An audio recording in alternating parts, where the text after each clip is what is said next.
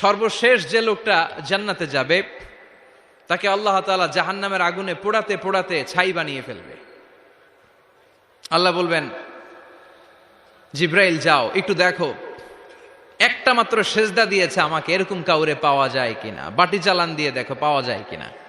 খুঁজে খুঁজে কাউরে পাবে না। আল্লাহ বললেন, আবার দেখো, খুঁজে খুঁজে একজনকে পাবে, সামান্য ইমানের ছিটে ফোঁটা তার অন্তরে ছিল।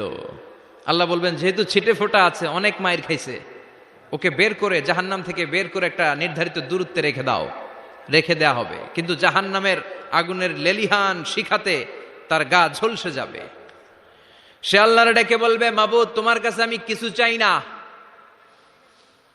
জাহান্নাম থেকে তুমি আমাকে বের করেছো, জীবন নদীর পানি তুমি আমার গায়ের মধ্যে ঢেলে দিয়েছো, আমি আবার সজীবতা ফিরে পেয়েছি। আমি তোমার কাছে জান্নাত চাই না, শুধু নিরাপদ একটা দূরত্বে আমাকে রেখে আসো, যাতে জাহান্নামের আগুন আমারে কষ্ট দিতে না পারে। আল্লাহ, আমি কিন্তু তোমার কাছে জান্নাত চাই না। কি চাই না? জান্নাত চাই না, কিন্তু জাহান্নামের আগুন আমারে কষ্ট দিচ্ছে, এতটা দূরত্বে রাখো যাতে জাহান্নামের আগুন